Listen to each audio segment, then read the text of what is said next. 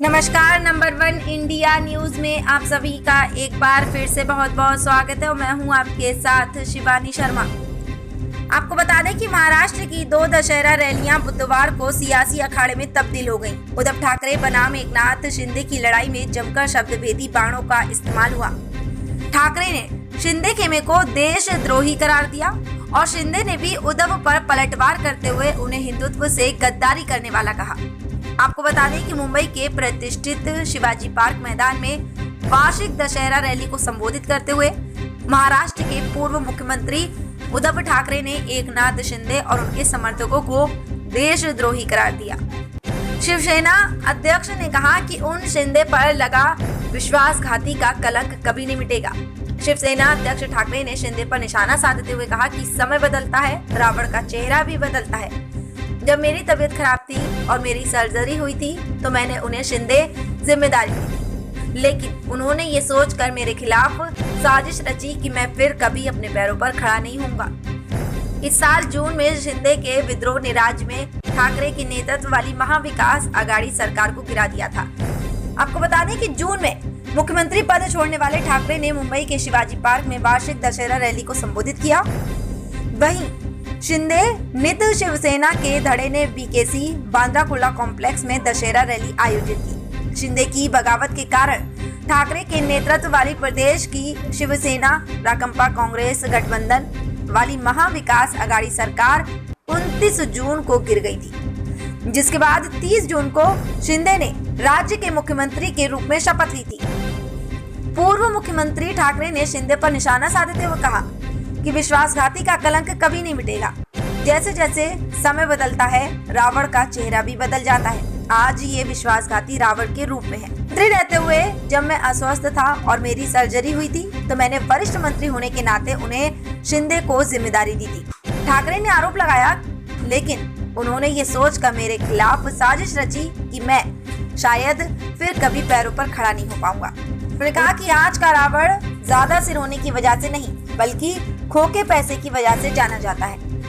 ऐसा कहकर उन्होंने एमवीए सरकार को गिराने में कथित रूप से धन के दुरुपयोग का आरोप भी लगाया। आपको बता दें कि उन्होंने कहा कि अगर आपको लगता है कि मुझे शिवसेना अध्यक्ष नहीं रहना चाहिए तो मैं इस्तीफा दे दूंगा, लेकिन सत्ता लोलुप होने की एक सीमा होती है।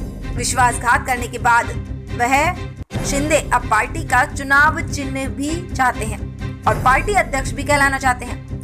उद्धव ठाकरे ने कहा कि शिंदे अब शिवसेना के संस्थापक बाल ठाकरे की विरासत को अपनाना चाहते हैं, क्योंकि उन्हें अपने पिता के नाम पर वोट नहीं मिलेंगे। आपको बता दें कि ठाकरे ने कहा कि उन्होंने भारतीय जनता पार्टी भाजपा को वादा तोड़ने का सबक सिखाने के लिए पारंपरिक विरोधियों कांग्रेस और राष्ट्रवादी कांग्रेस पार्टी के साथ चुनाव के बाद गठबंधन किया था।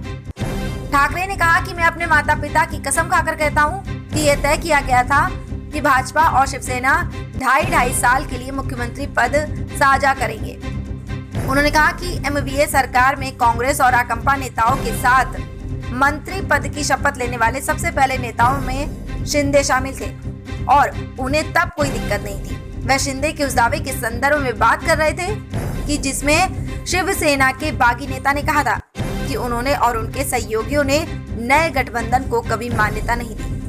ठाकरे ने यह भी कहा कि उन्हें भाजपा से हिंदुत्व पर सबक लेने की जरूरत नहीं है। उन्होंने कहा कि भाजपा नेताओं ने नवाज शरीफ पाकिस्तान के तत्कालीन प्रधानमंत्री के जन्मदिन पर बिना निमंत्रण के उनसे मुलाकात की और जिन्ना की कब्र के सामने नतमस्तक हुए। ठाकरे ने अपनी पुराने गठबंधन सहयोगी भाजपा पर गरीबी, बेरोजगारी और महंगाई से ध्यान हटाने के लिए हित का मुद्दा उठाने का भी आरोप लगाया। शिवसेना ने मुख्यमंत्री पद को लेकर 2019 के महाराष्ट्र विधानसभा चुनाव के बाद सहयोगी भाजपा से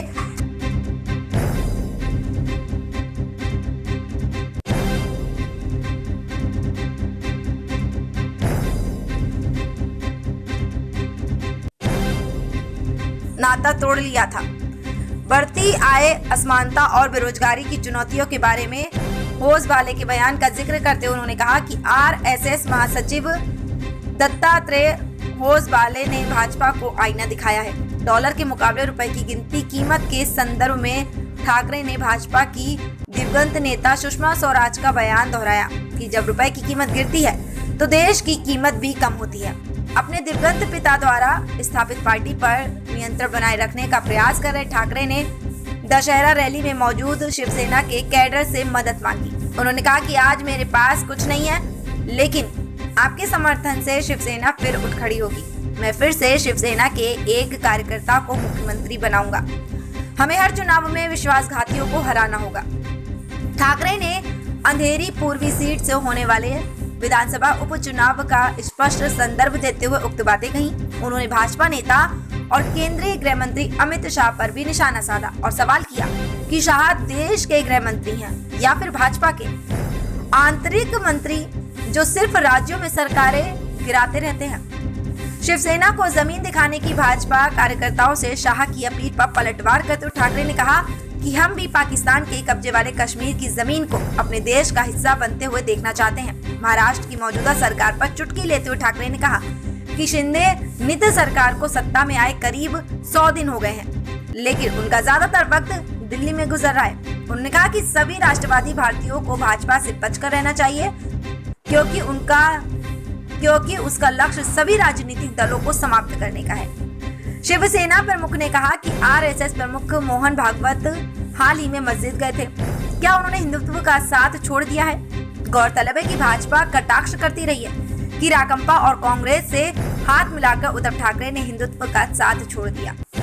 ठाकरे पर पलटवार करते हुए महाराष्ट्र के मुख्यमंत्री एकनाथ शिंदे ने बुधवार को कहा कि उनका विद्रोह विश्वासघात कतई नहीं था, बल्कि एक बगावत थी। उन्होंने शिवसेना अध्यक्ष उद्धव ठाकरे से पार्टी संस्थापक बाल ठाकरे के आदर्शों के खिलाफ जाने और कांग्रेस और राष्ट्रवादी कांग्रेस पार्टी राकंपा के साथ गठबंधन करने के लिए उनके बाल ठाकरे के स्मारक पर घुटने टेकने और माफी मांगने को कहा। शिंदे ने दशहरे के अवसर पर बांद्रा कुर्ला कॉम्प्लेक्स के MMRDA मैदान में एक महारैली को संबोधित करते हुए कहा कि राज्य में मतदाताओं ने 2019 के विधानसभा चुनावों में शिवसेना और भाजपा को चुना, लेकिन उद्धव ठाकरे ने महाविकास आघाड़ी MVA सरकार के गठन के लिए कांग्रेस और राकंपा से हाथ मिलाकर राज्य की जनता को धोखा दिया। उन्होंने कहा कि उनकी दशहरा रैली में भारी भीड़ ये दिखाने के लिए पर्याप्त है कि बाल ठाकरे की विरासत के सच्चे उत्तराधिकारी कौन है। हम आपको यहाँ ये भी बताना चाहेंगे कि पार्टी के बागी धड़े के मुखिया शिंदे ने पूर्व मुख्यमंत्री ठाकरे की आलोचना करते हुए कहा कि शिवसेना कोई प्राइवेट लिमिटेड कंपनी नहीं है और 56 साल पुराने संगठन को